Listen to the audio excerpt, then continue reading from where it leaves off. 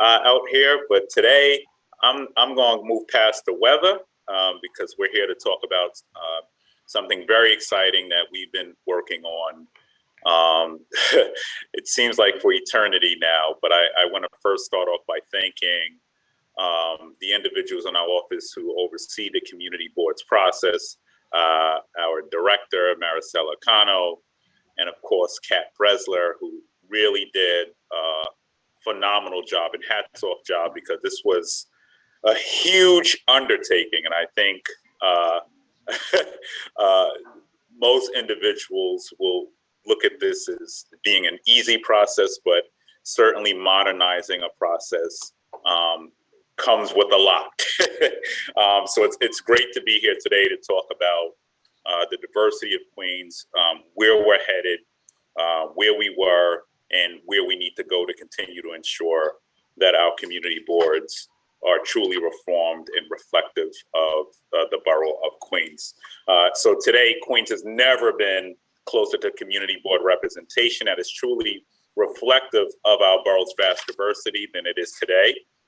I want to start off by thanking all 900 applicants who heard the call of community service this year. And I also want to congratulate everyone who is being appointed this year to the boards as well. Queens looks forward to each and every one of you accomplishing a whole lot, because we know we're coming out of a pandemic where there have been a lot of challenges, and community boards are going to certainly continue. They've always played an intricate role in moving our communities forward. But coming out of this pandemic, I would be remiss in not saying that we really should not go back to normal. We can't go back to normal. There's always been conversations over the course of the last few weeks. Well, we're going to get back to normal. No. We need to make sure that we're doing better as we move forward on behalf of the people of Queens. Democracy is at its strongest when the voices of all the people it serves are elevated, a principle we are proud to strive toward with this new class of appointees. With this year's community board's operation, the Queensborough President's Office entered the 21st century. And let me just highlight a few things we did that really has moved us into the 21st century. First, we simplified the process, digitizing applications into an easy, fillable online form that no longer required notarization was very important. And it's one of the reasons I think I can attribute us seeing nearly a 56% increase in applications this year. For those of you who are unaware of the process, and obviously I served in the council for nearly 7 years, but prior to that, spent about a decade as a staffer in the city council, had to go through these applications, and you would get these forms, these long forms. You would hope individuals filled out the forms the right way.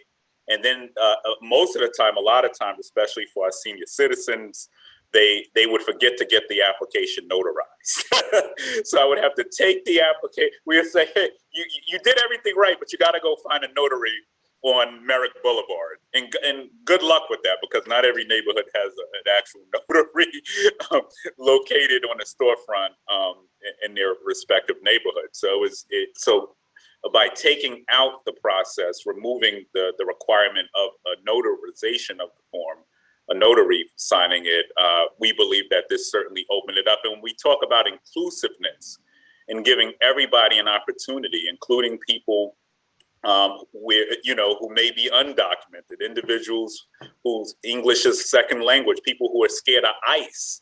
Think about what going to a notary may have represented. And, although I believe that the prior borough presidents who had this on the form were coming from a good place. We wanted to confirm that everybody who filled out an application, we wanted to confirm their identity, that it was them. But we also saw this process as somewhat of a barrier for those who may be scared to go and get something notarized. So that was a big one. Now we are mandating our community boards to become more transparent, and we have boards being better represented and reflective of the borough.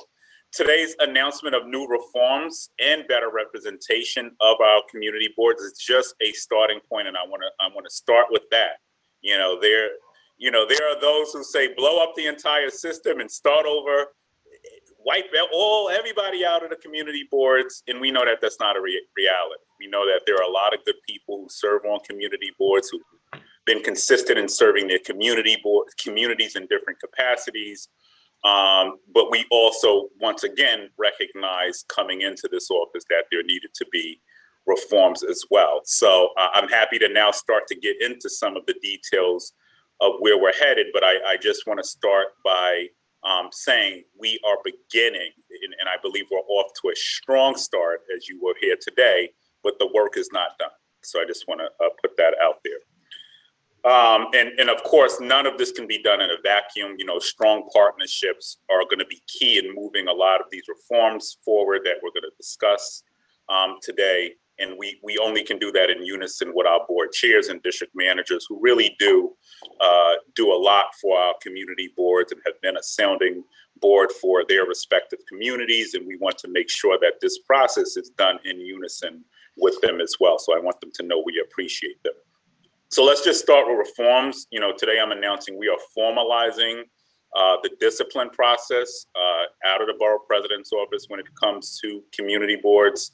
You know, as borough president, I have a duty to ensure we have good governance throughout Queens and that our community boards are a key part of that. My office is spearheading several reforms that will not only empower the borough's boards, but will help deliver a level of transparency our boards desperately need.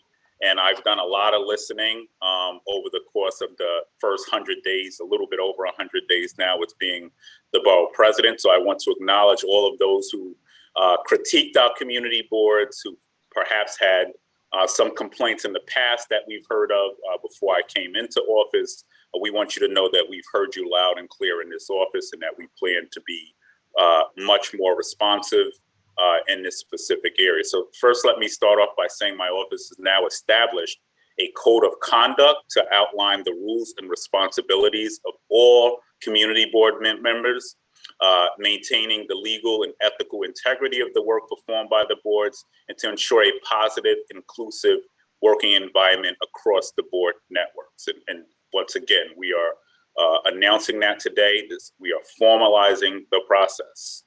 Let me just state what that means. I will take corrective action to address violations of the code of conduct, which in some cases might include the removal of community board members.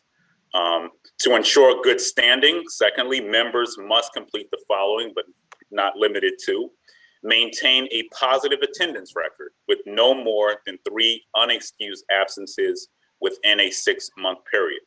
I do understand that community boards, you serve in a voluntary capacity, but not showing up to the boards, there is no excuse for that. We had a significant amount of individuals who applied for boards this year. Once again, a 56% increase. If you don't want to do your job, we got somebody who can and will. So showing up, just as I have to show up as the borough president, just as we demand our elected officials to show up to their hearings, if you are appointed to a community board, we are going to take this very seriously. So attendance, show up, take the job seriously. Second thing is we want individuals, and this is important, to refrain from threatening, intimidating, or harassing other members, community board employees, or members of the public. And let me just state this, before I became borough president, I certainly have read a few stories that came through local papers, and I have zero tolerance for this. Our community boards are a representation of our communities. We can have a difference of opinions. As my daddy used to tell me, it's not what you say, it's how you say it.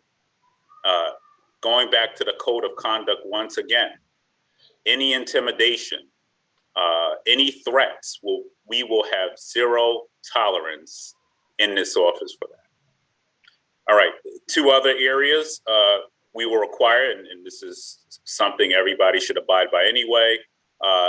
All community boards will be mandated to abide by the Queensborough President's Office Equal Employment Opportunity and Sexual Harassment Prevention policies, as well as the New York City Human Rights Law.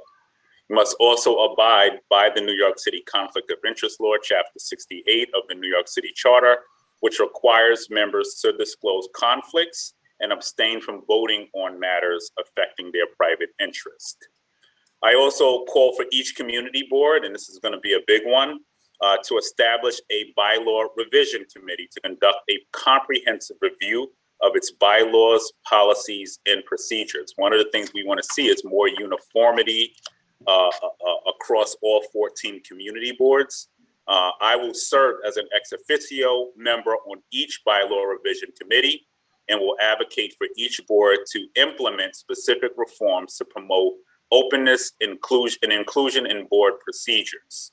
So once again, establishing that bylaw revision committee, one of the things we've seen some boards take proactive measures in updating their specific bylaws, and we're very appreciative of that. There are some community boards that haven't. We want to see more uniformity across the board once again. And then the last thing I want to say is, we've seen a lot of complaints online, at least not a lot, but over the course of taking over as borough president, every once in a while, people will tweet at us. We urge people who have complaints, if you see any intimidation, if you see individuals carrying themselves in a manner that is not worthy of being on the community board, to now come directly and file a complaint to the Queensborough President's General Counsel's Office. We do have two counsels here, and I want to thank them for the work that they've done in shaping the code of conduct. And the public should know if they have complaints that they can report directly to our General Counsel's Office. Now I want to get into demographics as we move forward, and I want to talk about something we can all be proud of today: representation on our community boards. While the numbers I shared do not reflect where we need to be, there's still a long road to go. It shows we are moving in the right direction, and it is something we can certainly celebrate today. You will see in the charts on the shared screen our overall numbers for 2021 appointments. This includes new appointments and reappointments. So let me just run down some facts right now, and I'll wait for them to share the screen. All righty. So this mix you're looking at right now, once again, is a mix of new appointments with reappointments. So let's start with where we're at, and then I'm going to move into what did we do differently this year in the next chart. All right.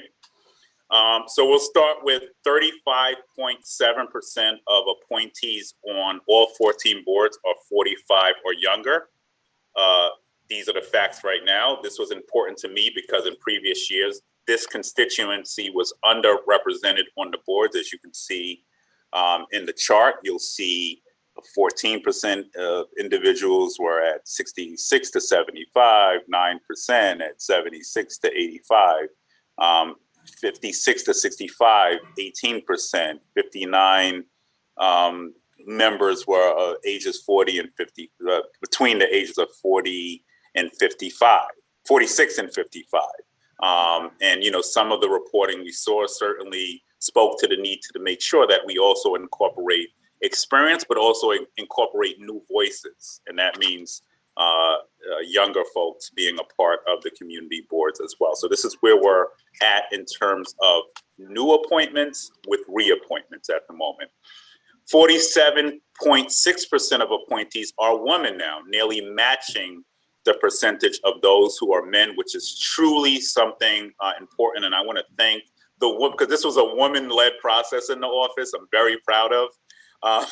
And one of the things we saw early on was that there were a lot of gaps there was a huge gap between men serving on community boards and women. So we're closer to achieving true equity in this specific area. Another new startling fact, 58.1% of appointees are people of color now. Once again, showing that we are the world's borough and we're moving to a more inclusive and diverse class of people serving on our community boards.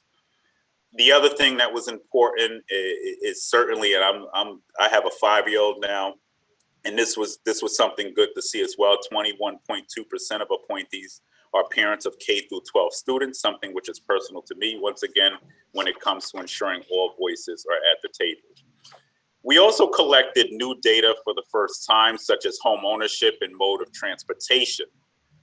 This is data we will continue to collect and will ensure all voices are at the table. And I just want to point out that when people fill out the surveys, whether they're going to be new appointees or reappointments, we cannot mandate them to fill out the surveys. However, we encourage it because it enables us to get as much accurate data as possible.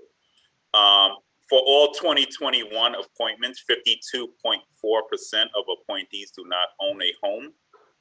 And I think that that's something important to highlight as we talk about, rent control, rent. It's very important that we have people at the table who also could understand both sides. So you'll see 52% of appointees do not own a home. Very important as we talk about rent relief. I always will say that people closest to the pain understand it better than anyone else. And as someone who rented majority of my life and now as a homeowner, I can understand both sides. Another fact, 55.4% of appointees ride the subway or train, and 16.7% ride their bike. I think that this is important. I'm going to move into the new appointments in a little while, but once again, this is reappointments and new appointments combined. Now, we talk about reimagining our streets, our transportation network here in Queens. Very important to have a diverse set of voices at the table.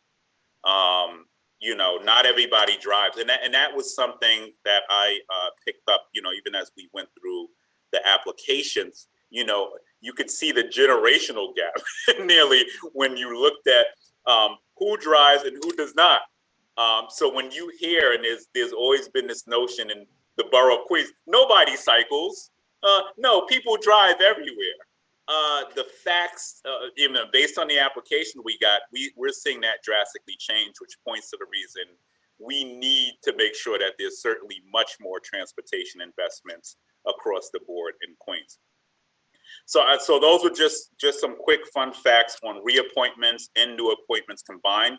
Now we will solely look at our appointees for 2021 and not reappointments. And this is, in my opinion, truly a game changer.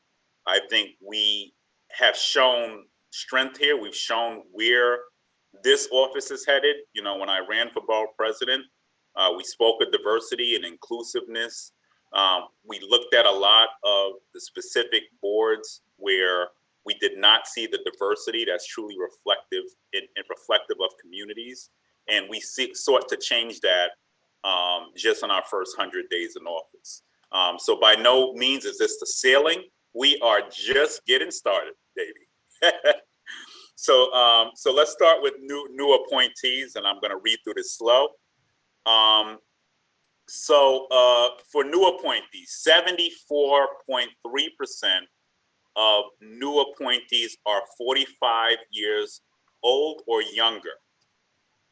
As we noticed in prior years, this was certainly an area where we needed improvement, and we're not ageist by any measure here. But we know that majority of our board members reflected 50 and up. So 74% of our new appointees are 45 and younger.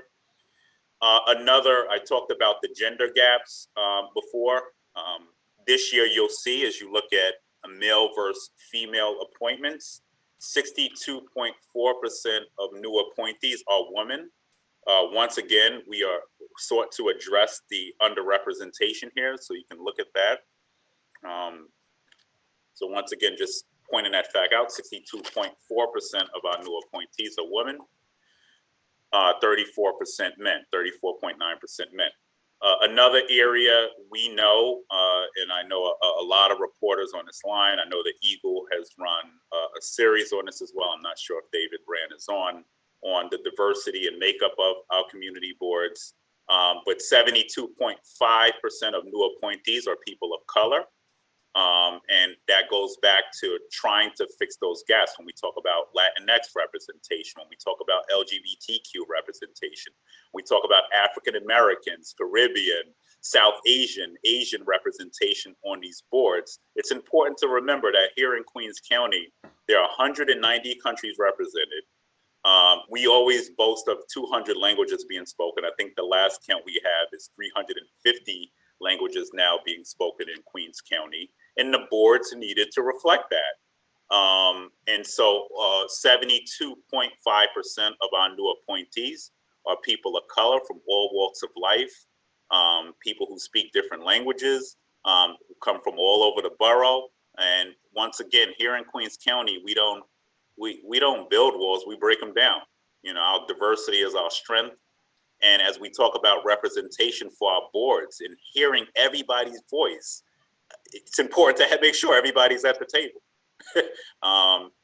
You know, as an African American man, unfortunately, other people can't speak for me. So it's very important that we had people and those diverse voices on the board. 33% of new appointees are parents of K through 12 students. 67.9% of new appointees do not own a home. So once again, trying to ensure we have a diverse set of voices here, because home ownership is important here. We know that it's one way to close the wealth gap in the borough of Queens, but we also know not enough affordable housing is being built in the borough as well. We know that there are a lot of people who are having challenges paying their rent, and it's important to make sure that as development is shaped across the borough, that we have voices across the table who understand this. This is another good startling fact here for new appointees. 68.8% of new appointees ride the subway or train, and 21.1% of new appointees ride their bike, they cycle. Why is this important? I mean, we all have been here. I remember going back to my time in the council when, and I traveled by bus and train a majority of my life until I got elected. Technically, is to have to travel from Far Rockaway, all the way up to East Elmhurst to go to school. I mean, 2 hours one way. We need more transit advocates on these community boards. And I go back to a time when, and I remember this is just a quick story on this, when we did select bus service on Woodhaven Boulevard. And there were a lot of individuals who would say, no, everybody drives. But, you know, we know that majority of our residents take public transportation, a cycle. And there was a lot of pushback in redoing Woodhaven. Individuals pointed that there would be big impacts to them getting to the doctor's office, and we found that to not be true. So we not only sped up bus travel times, but we also were able to ensure everybody could still get to where they need to go. I will also just add, as we try to address climate change, we have to make sure that public transportation is front and central. We want to get people out of their cars. That's the bottom line. But in order to do that as well, we also recognize that the MTA must also treat Queens in an honorable fashion. And that means invest in Queens. That means invest in our commuter lines. Ensure we could run the Atlantic ticket permanently, that we can run these programs into Penn Station, because we know the further south you live and the further east you live, that it's harder to get anywhere in most cases. So it's very important that we have voices here who are going to advocate for transportation. It is apparent that this type of progress is unprecedented here in Queens, and that should not be overlooked. This appointment process was not an easy one. And let me just start by saying no good deed goes unpunished. You know, when you open up a process and modernize it, you naturally are going to start to reduce barriers, and you'll see a lot more interest in individuals who actually want to serve on community boards. Let me just start off with the facts. This year really stood out because we received over 900 applicants. More than 700 of those applicants were new applicants. Now, let me just give you how many vacancies we had. On community boards, we only had 109 vacancies. So think about that, 109 vacancies with over 900 applicants. So, so it was truly successful, but there was limited space to really put people on the boards. When we compare new appointees to the existing community board membership, the proportion of those who identify as female in a new class is nearly twice as high. So that once again was something to celebrate. We saw similar increases in those who identify as LGBTQ, Latinx, and individuals with disabilities. So very important to continue to focus in on these specific areas because we know that there were disparities there as well. My office also made a concerted effort to reflect all ages on the local community boards with targeted outreach to our young people, since those age brackets were long underrepresented. And I think, once again, just going back to the facts on that, you know, once again, we can point to 74.3% of individuals who are being appointed this year being under the age of 45. My office made, so we talked about that. All appointments were selected also with high recommendations. Of course, we can't do this work in a silo. We do this in partnership also with council members who also have appointments and can make, can make recommendations and nominations. I want to thank them this year because walking in, everybody knew diversity was key and critical to me as the borough president, especially being the first Black man. So a lot of pressure to make sure that we got this as right as possible. But one thing I want to credit our council members, all 14 of them actually, who came in, even with their selections of appointments, many of them knew that diversity was front and central, and they came in with that in mind. So I want to thank them for understanding that and taking it seriously. I didn't come here to preach rhetoric, to talk about diversity. We came here to get something done, and I could not have achieved this without them. We really took a holistic approach when selecting this year's appointments. And because of that, community boards are going to be more inclusive and representative today than they've ever been. And I want to thank once again the staff here who went through these applications in an unbiased fashion, who really, we had such a good crop of talented individuals. We urge anyone who did not get appointed this year. We have a bevy of different things we're doing, so don't feel discouraged. We have the civic engagement committee now, which we have 80 plus individuals from around Queens sitting on. We have the solid waste advisory board. We'll be making some announcements on that, the Queens Solid Waste Advisory Board. You can still sit on a subcommittee at the community board. You don't actually have to be a member to still participate. So we're urging our community boards to continue to work with everybody to make sure that is certainly a function. So there's still a whole lot more work to do. We urge people to still stay civically engaged. And next year, once again, we anticipate there will be more openings. I wish I could do all 700 seats over again, but it wasn't a reality this year. I do also want to just thank my staff because they interviewed pretty much everybody who applied, and I don't think people understand how. It was a huge task, and that was something at my direction that I ordered the staff to do. I wanted everybody to get a personal touch from the office. And another thing we wanted to do is ensure everybody got a letter this year. That was something I heard on the campaign trail a lot about, no one would, even if they weren't appointed, they wouldn't get a letter. Certainly you can see that's not true this year because whoever wasn't appointed was like tweeting out their letters. So when you talk about transparency, I think we've certainly made the process more transparent, which enables people to hold us more accountable. And once again, we still have more work to do. This is not the end of revising this process.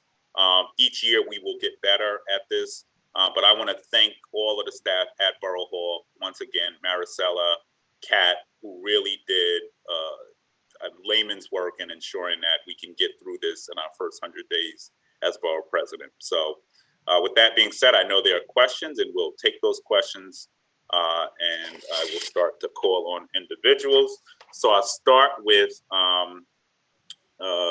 Angie from Al Arabi. for the first question.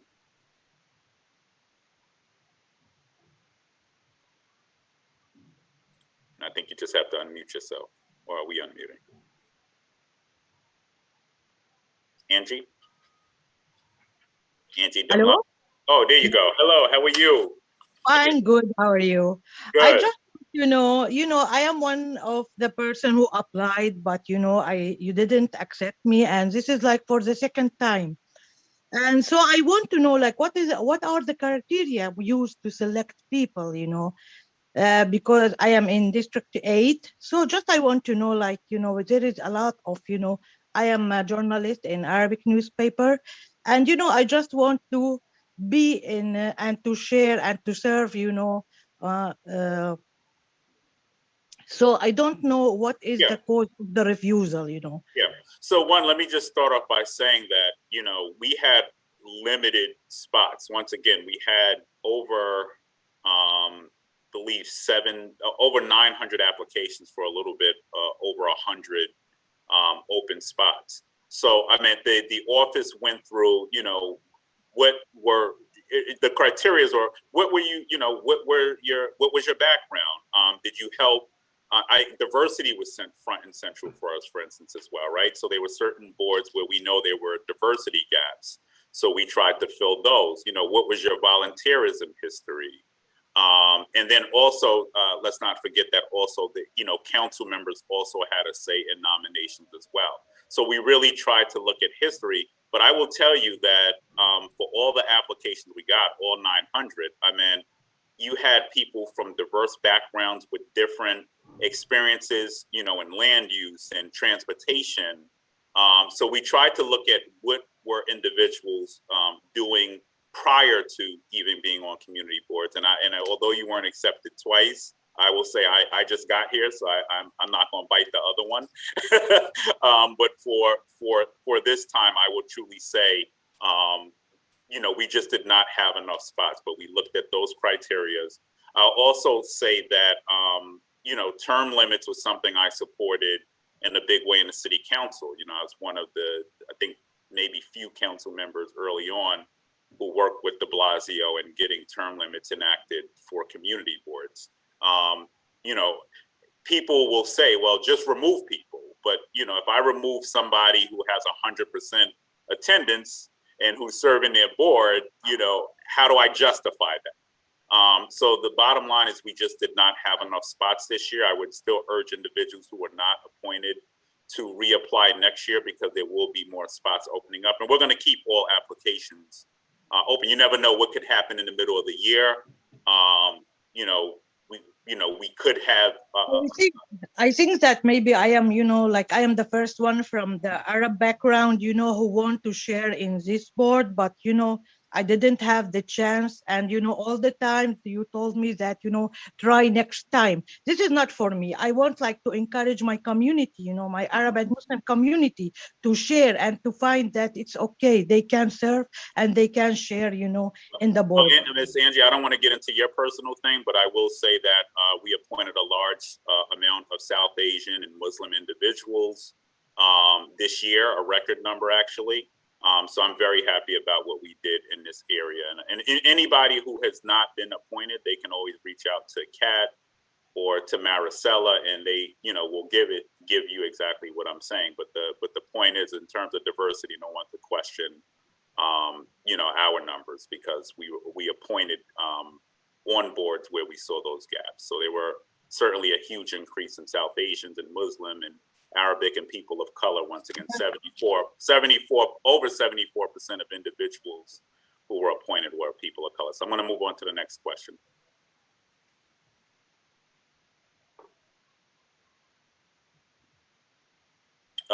I will go to Julianne Cuba, Streets Blog.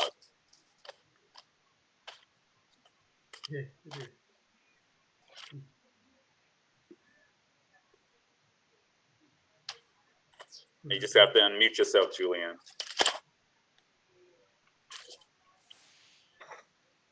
Hello. Hey, how are you? Hi, how are you? Sorry, Good. Can you hear me now? Yes. Okay, thanks. So I know that you mentioned, the increase in public transit riders in applicants. And I was just wondering if you had any comments on last summer. I know a Queens community member, I can't remember exactly which one, made comments regarding like, you know, I hope you get hit by a car or something along those lines. And we asked the borough president at the time whether she would try to remove that person from the board or not reappoint them. And I know obviously, you weren't borough president at the time, but like if that situation happened now, how would you handle that? You will be removed. I mean, we have a clear process on code of conduct, and I just got here. We have not had thus far, to my knowledge, any formal complaints filed, at least since I've been the borough president, on any incidents like this. But this was the reason, impetus, not just this specific issue. And let me just go back to my time as a staffer, as a young African-American male who used to have to attend some of these events, I lived in affordable housing. I won't even speak specifically to which board that I was attending, when they would talk down on residents who lived in affordable housing or public housing, and they would say that we breed crime, and the personal feeling, walking away, it felt so discriminatory personally to me. This was one of the reasons I wanted to make sure we formalize the code of conduct process, but also require bias training as well. We need to ensure people understand the rules and understand that there are ramifications for targeting or harassing, or even if it wasn't intended, you're not going to really ram your car. The point is you made a threat and you will be removed. So I have zero tolerance for this. There will be a formal process. Alan Swisher is our general counsel. So any of these complaints, if anyone knows or hears anything like this, they should report it directly to our general counsel. And once again, we formalize a disciplinary process. But that would be, there would have to be an investigation, obviously, and that would be done by our general counsel's office. And not every case, and in a case like this, I deem this extreme. I deem this as a threat. You would be removed. But in the instances where there are complaints, we're gonna look at each situation individually. We'll make that determination if it's mediation, if you deserve to be removed. So this is one of the key reasons for us formalizing the discipline process this year. But I would say you will be removed if we hear anything like this in the future. Okay, thank you. Thank you. We now will go to Max Parrott from the Queens Chronicle.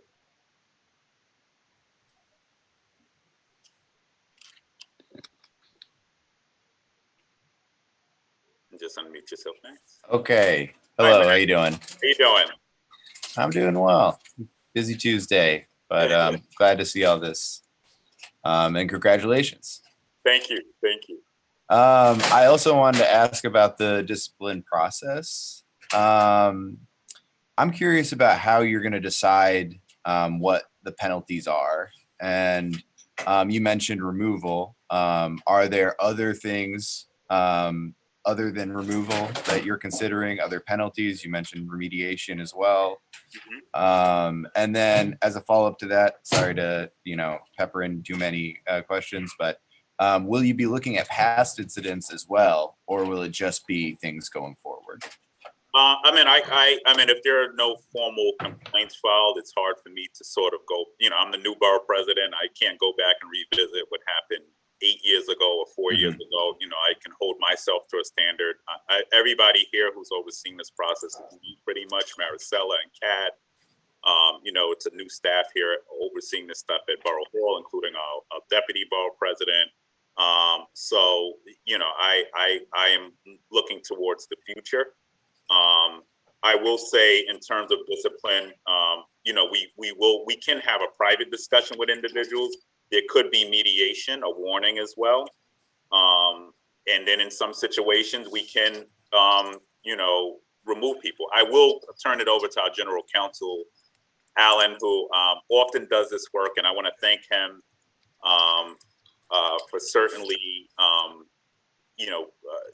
delving into conduct and creating a process where we can hold individuals accountable if we get these complaints, and also Tarika Morrison as well, who worked very hard on it. So I'll allow him to go into this a little bit more. And also, I just want to add, this is one of the reasons we're also mandating and pushing each board to formalize their bylaws and also to come up with uniformity across the board so that we have one standard and we're all rowing in the same direction. So I'll turn it over to Alan, who will play the the referee and cop on all of these issues. Oh boy! Thank you, Borough President.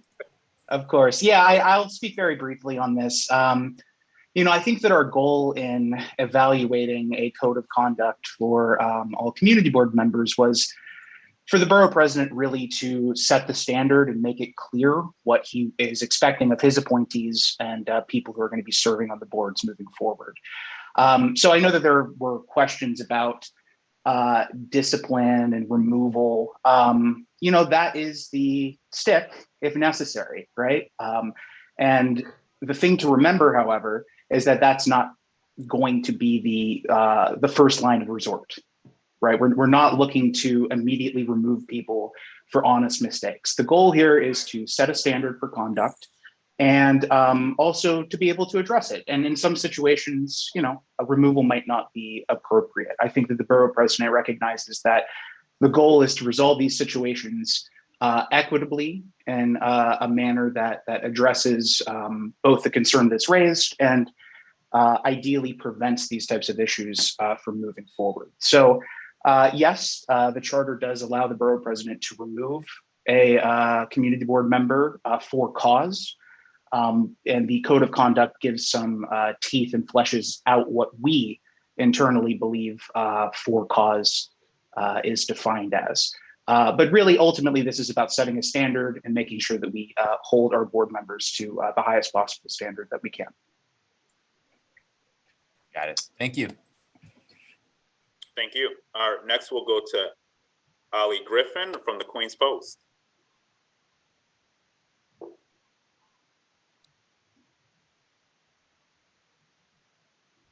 Hey, Borough President, thank you for taking my question.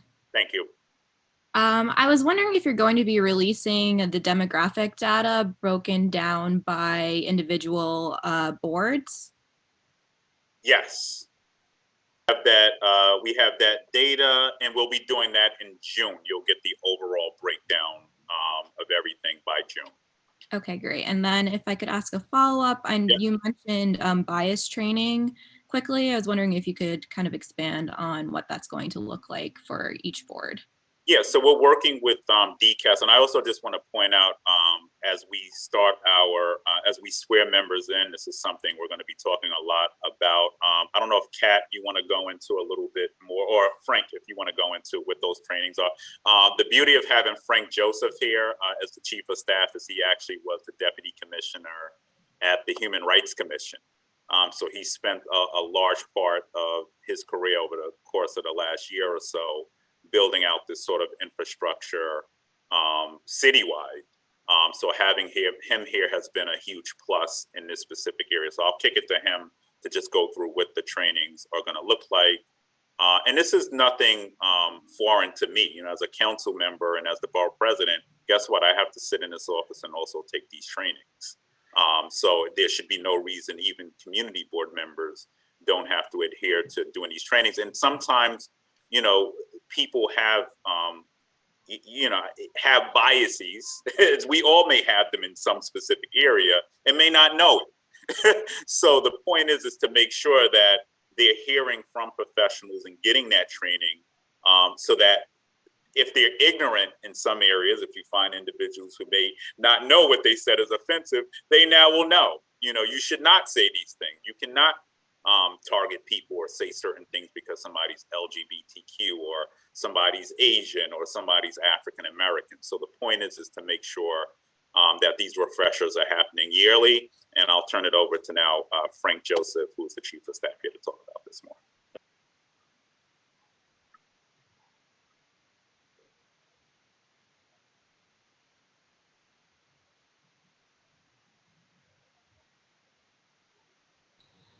Frank, you're still muted.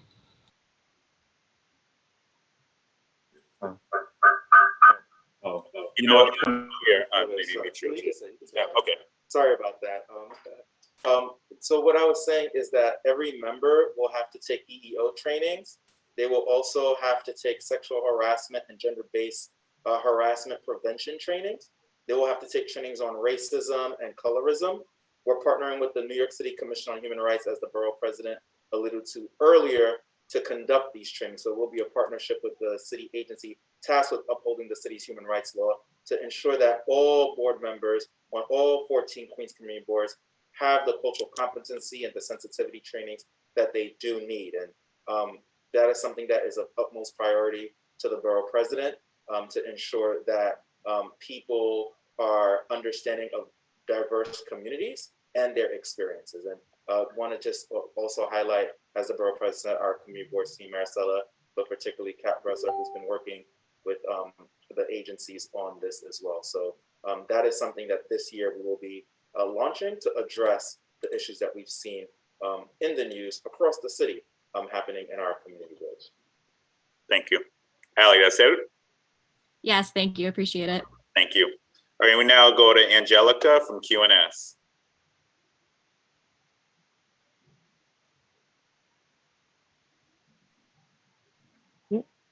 Hello. Hello. Can you hear me? Yes. Good. How are you? Good. Awesome. Good to hear you. So, good to hear you too and see your face.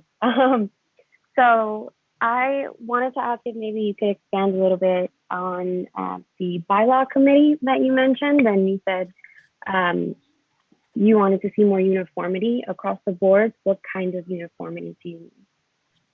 So, Queens has 14 separate agencies, boards have 14 separate agencies with 14 chairs and 14 district managers and 14 groups of members.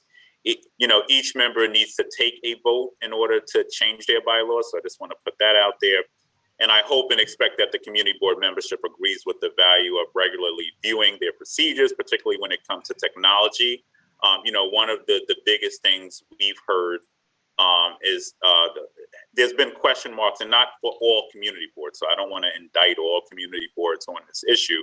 But the issues around, one example, glaring example, is transparency around the meetings, providing your meeting notes online, people being able to view your meetings. The public has a right to see what's happening in their community boards all across all 14. So technology is probably one of the glaring areas where I want to see more uniformity around there. Goes back to the question around discipline as well. All of these things need to be baked in. Language access, and I understand the community boards need more. And I want to use this moment to also say community boards need more budget assistance from the city of New York. At one time, there was a proposal on the table to cut the budget, but we need more money especially in Queens, where we know we're going to see substantial growth over the course of the next few years. When people say Queens is the future, Queens is truly the future. It's where you're going to see a lot of projects from Willits Point to Sunnyside Yards in the future, Long Island City to the Rockaways. We need to make sure that these boards are equipped with the tools that they need. We'll be taught certainly, and I've started this conversation with Mayor de Blasio, but Queens community boards and community boards across the city need to see more funding so that they can expand their outreach efforts and they can hire more staff. So right now, those are some of the glaring areas that I know I want to see addressed, but I also understand that we have to do this in partnership with the community board. So we don't want to come off heavy-handed and saying what you should have in your bylaws. There will be some key sticking areas we recommend, but at the end of the day, we want to give the boards an opportunity to also come up with their proposals, and then we're going to come back and work with them, and that work will be done with the general counsel's office as well, to ensure everything is as airtight as possible. But I could say, at least on one sticking point, I don't want members of the public to have to foil to see their community board meetings online. That's just one area that's unacceptable. We need to make sure, and in this digital age, we're seeing a lot more people attending community board member meetings virtually. I have to anticipate as we move out of this pandemic that, and God willing, we will get back to, in-person meetings, but I have to imagine that there will always be a mix, right? And we want members of the public to know that their community boards are working for them because they truly are. We understand that community board members and community board staff work very hard. We understand community board members serve on a volunteer basis. But, we also understand that accountability and transparency are a key function to making sure that the public knows what's going on in their neighborhood. So that's one glaring area, but I'm not going to get heavy. I don't want to be heavy-handed in what we want to see. We want to give the boards an opportunity to also shape their bylaw plans as well. And I'll say some boards have already alluded to us that they were starting this process, but we're formalizing that process. And we're going to certainly look forward to recommendations and seeing these committees and playing a role as well. Great, thank you. Thank you. Thank you for being here.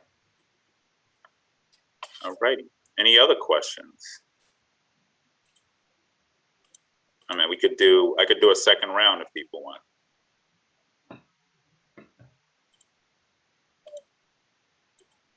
All righty. It must mean I did a good job. All righty. So once again, I want to thank everybody for attending today.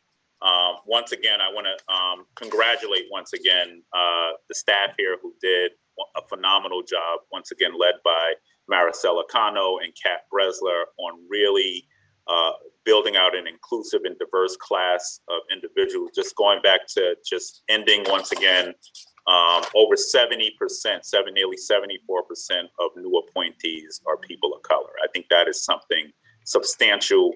Over 60% of new appointees are women. I think 64% to be precise. We really made some huge strides this year. We look forward to continuing to build on this foundation next year. And we trust that we'll continue to be able to work with each and every one of you, including community boards, but also our reporters, whose job it is to hold us accountable as well. So thank you all for attending.